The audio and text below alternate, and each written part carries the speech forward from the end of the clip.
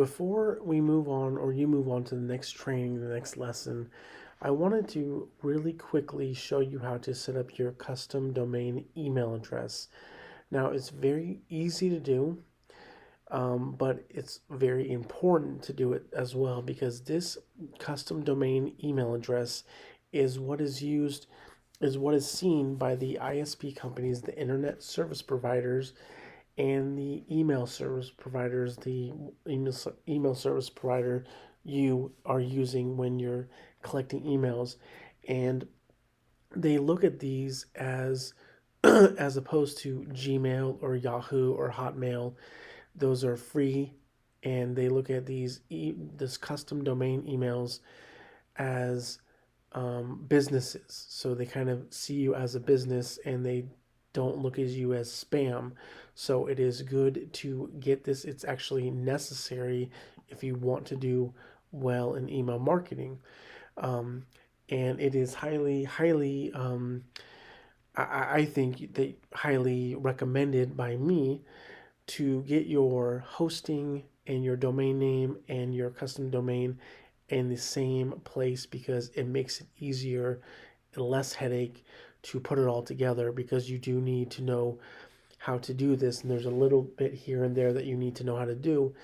And if you're getting the domain name from GoDaddy and then the hosting from HostGator and the custom domain somewhere else, putting it all together is makes it a little more confusing. It may be less money. It may be in more not as expensive, or I don't want to say expensive, but less money to do that.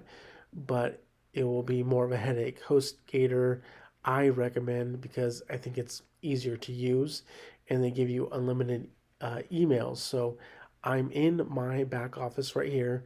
I have the baby plan as far as I have the baby plan for hosting, and I have multiple domains. So I actually have gotten my domain from this place as well, this one. So I have the profitable list building, that's my domain. And I will go back real quick to that next page. So that page I was on, this is the dashboard of HostGator. So you're going to go to your email account, okay? And in your email account, you will see there are a number of domain names that I have, and these are all custom domain names. Contact at profitablelistbuilding.com. It's a custom domain name. Very easy to use, easy to set up. All you do is create, and then you're going to click on the actual domain name. So it'd be this one, and then you can put whatever you want as your username. I usually put support or contact or info, and then it's basically going to be at that domain name. And so that is a professional looking custom domain name. You will need to enter a password here. I'm not going to do the whole thing because it takes you into the actual email area. You create a password, you create it, and then you have your own custom domain name. And you need this so that obviously when you're sending emails, they're going to see that as your email.